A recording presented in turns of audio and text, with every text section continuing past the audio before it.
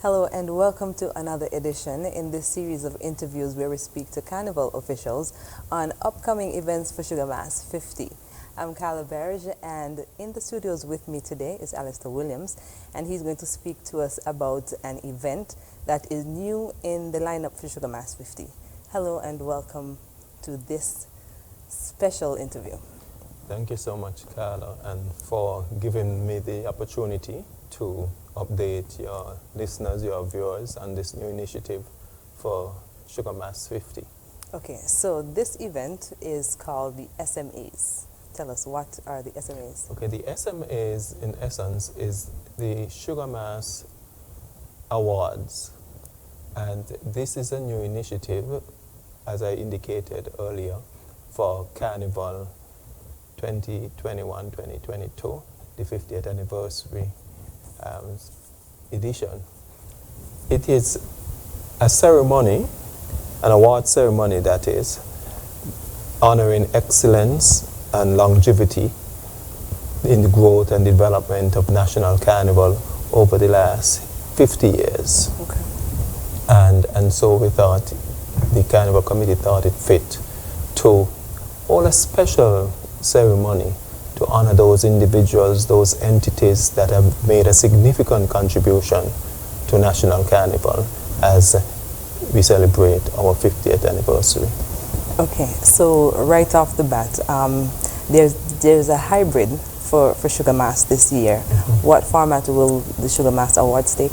Okay, this year, because of the ongoing COVID situation, and obviously, we are just recovering and we are doing so cautiously. And so the ceremony will be a virtual one, with, of course, all the glam and the excitement that one would expect, okay, just that it will be in a virtual format. Okay. And for this year, we have 6 categories, awards in 6 categories, and I should backtrack a bit to say this year we'll be awarding 50 persons or individuals, entities.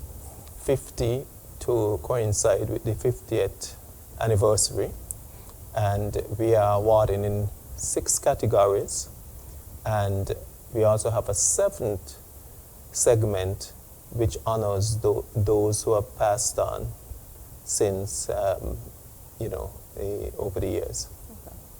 Okay, so you spoke about 6 categories. Tell us about these categories. Okay, so we recognize that Carnival is a multicultural event. It is. And so we've had to find a way to include almost all areas, all aspects of National Carnival. And so the 6 categories that were approved are: 1, the Golden Standard Award. That's the first category. And this award provides special recognition to individuals who has rendered meritorious service to National Carnival on a continuous basis throughout his or her lifetime and at various levels. This is the highest category, okay, of the awards. The second is the Poinsiana Award. This award recognizes and rewards those who achieved first place in a National Carnival event that has or was in existence for at least 5 years. This particularly pertains to the pageants, because obviously, as I indicated earlier on, the awards is meant to honor, to celebrate those who have not only provided excellence in Carnival, but who have done so consistently for a long period of time. Right. Obviously, for the Queen pageant, you reign for 1 year, and unlike the Calypso show, right, you can't enter the following year if you are the winner. So, certain categories, some special consideration had to be made. Definitely. The third award is the Spirit of Carnival. This award will be presented to individuals, entities who have demonstrated excellence, consistency, and longevity in the growth and development of National Carnival, And this award in particular will be given in 3 categories.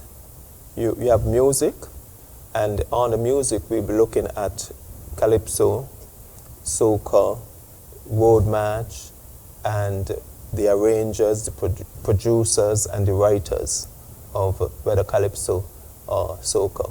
Okay. Then we have street activities. Street activities encompasses folklore, the parade de troops, the juve troops, individual mass players, and of course the costume builders, because they too make a contribution to National Carnival. And we did not want to forget our MC and our hosts, because you can't have a show without one of those. And so we had a category for them, on the subcategory I should say, on the Spirit of Carnival. Then we have the 4th category, the Royal Scepter Award. This award recognizes former National Carnival and talented teen queens who have achieved special firsts and who would have won regional or international pageants. Okay. And we have a few of those over the years. So we felt that it was important to recognize them as well. Then we have a category we call the Sweet Strings Award.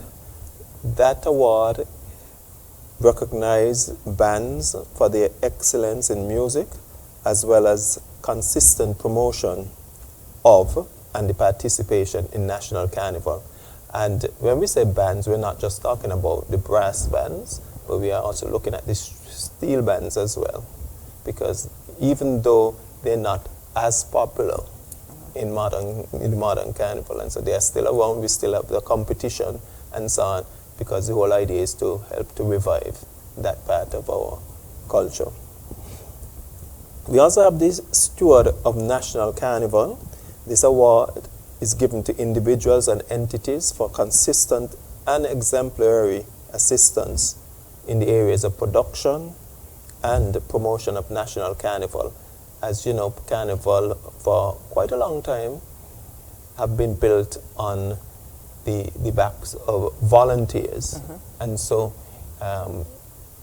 we cannot, in any given year, volunteers are necessary for the success of National Carnival. So we thought that it's important for us to pay tribute, to honor, to celebrate those individuals as well.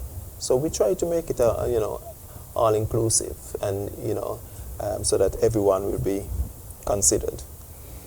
And as I indicated previously, the 7th category is not an award, but it's an opportunity to pay tribute to National Carnival talents and stakeholders who have passed, because we felt that that is necessary, because we must understand the past in order for us to carve a way forward for the future.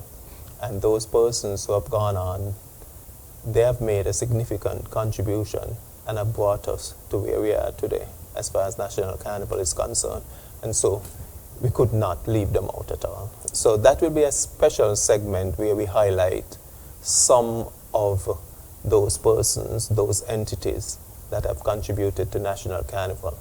It's important though for me to point out that, as I indicated earlier, we are distributing 50 awards this year. However, we've had thousands of persons, many entities, all of them have contributed in some form, some way to National Carnival. But it's impossible to award everyone the first time around. And so this event is expected to be an annual one. And so we start this year the inaugural award ceremony with 50 awardees, and those who would not have made it this year would have an opportunity to do so in the years to come. And we are hoping that in the next couple of years we'll be able to award, honor, celebrate those who would have lend support over the last 50 years, and eventually we'll be able to start awarding those from the current year. Okay. So that is the plan going forward. Okay, because as I sat here and I listened to the categories, I realized it would be really fast for you to get to 50. Exactly. Yes. Exactly. So my next question to you is, how do you choose these awardees? Are they nominated? Is there a committee set up to choose these persons?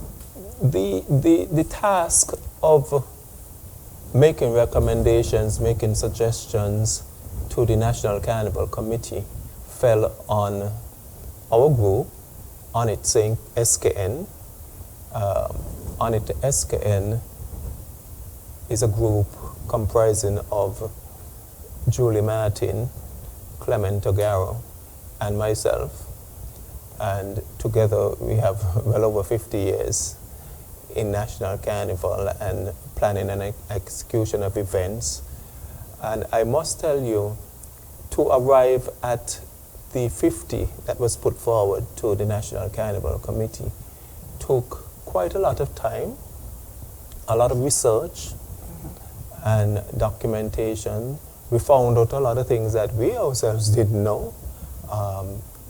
But what we tried to do is to start with the early years and to honor those persons who have laid the foundation for where we are today.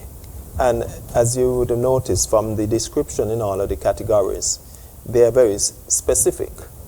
Some relate primarily to pageants, yes, others to bands, some to calypso shows and music and the sort of thing. So we try to ensure that every area of carnival had consideration, some consideration given, so that we had a representation for not only the various areas of carnival, but also the decades.